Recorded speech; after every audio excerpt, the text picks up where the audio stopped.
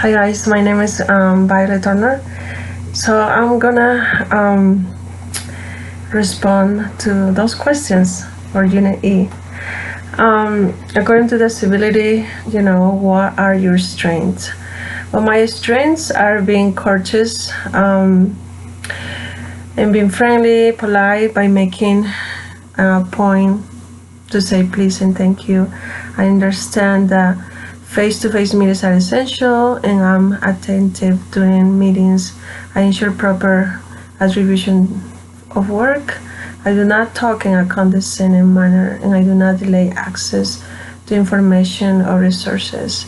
I make an effort to acknowledge others and I avoid jargon when it excludes others.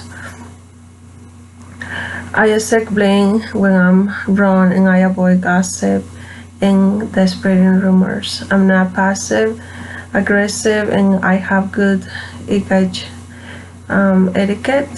I do not alienate others from my network or team and I do not take advantage of others.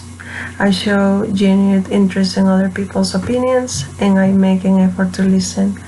I do not set others up for failure and I do not ignore invitations. I do not insult others and I do not belittle others' efforts. I do not make demeaning or derogatory remarks. I do not take others' contributions for granted and I make an effort to include others.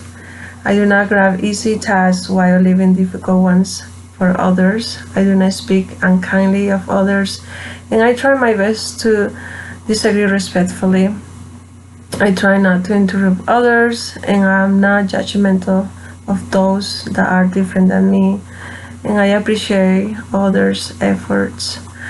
I want to work on being punctual and to meetings. Being punctual is important because if I'm on time, I won't miss any important information. It also shows respect for others and that I care about our organization mission statement. So for question 2, based on the two TED talks and readings, research has shown that employees who experience or even witness workplace incivility perform poorer on the job and have higher rates of medical errors. What are your thoughts about these statements? After watching, TED Talks, I believe incivility can drive the employee to perform poorly and make medical errors, which can put patients' health in jeopardy. Also, incivility destroys aspirations, visions, goals, and the potential for the most employees initially bring to their workplaces. Incivility blocks one from performing one's best and it's hard to engage in what you're doing if you're working in a hostile environment. So 3 says, what do you believe is the role of nursing leadership management as it relates to promoting civility and positive workplace norms? The role of nursing leadership management as it relates to promoting civility and positive workplace norms is to create an environment of trust, respect, and support towards everyone. It will start with a nursing leader example. What the leader preaches, they must also practice so that others can emulate his or her example. Civility is about promoting a positive work environment. After not only creating a healthy workplace environment by living on those principles of trust, respect, and support. Finally, the leader needs to be honest and demonstrate that they genuinely care for their employees. This helps the employees feel like their supervisor is more approachable and that they can feel more free to suggest ways in which the organization can be improved. 4, if nursing leader allows incivility to occur routinely, do they also have a personal or professional responsibility for patient dissatisfaction or poor health outcomes? Why or why not? Yes, they do.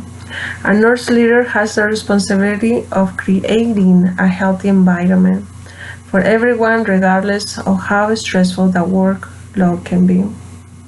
Being truly civil through making the team feel appreciated, valued, and heard can ease the stress and tension that comes with the job and help avoid patient dissatisfaction and poor health outcomes. 5. Describe a real situation when you experience or witnessing civility, bullying, or violence in the workplace. Amelia was a newly graduated nurse working night shift. Every time she was given a report to Nurse B, a veteran day shift RN, not only will she ask questions that were pertaining to the patient's conditions, but she will ask questions that were not related to the present condition, and she will make comments with sarcastic tone of voice, such as, "Are you slow? Why you don't know that?" She will continue to do it until Amelia started to feel uncomfortable and anxious. Every time Nurse B was the one getting report from Amelia, Amelia will feel scared and did not want to continue to work on the floor. This situation continued for a couple months. So question 6 says, how do you wish the workplace situation being handled?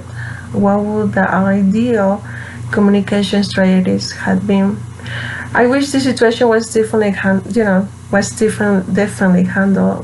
differently.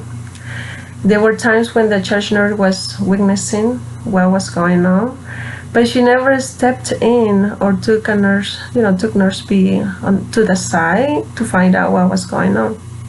I believe the ideal communication strategy would have been talking to Nurse B in a clear, simple, and precise way to find out what was going on, so she could find out why she was bullying Amelia. The new nurse, why she was picking on her. After finding out the reasons, then the nurse leader will have a better idea how to target the issue and give feedback to help Nurse B to learn a prepared way of treating others respectfully. Question 7. If you had been the nurse leader manager in this instance, what evidence-based intervention would you have initiated to improve workplace communication, civility, collaboration, and problem solving? If I was the nurse leader manager in this scenario, I would have been focused on creating an equal environment, focusing on safety, equality, supportive, mutual respect, empowering, and trusting environment. I don't think, becoming a nurse leader manager is an easy task. I think it's one of the hardest, actually. An environment where everyone feels welcome, an environment where no one will hesitate to reach out for help or contribute ideas to help the organization operate more effectively. Thank you so much for your time, and I hope you all have a nice night. Bye-bye.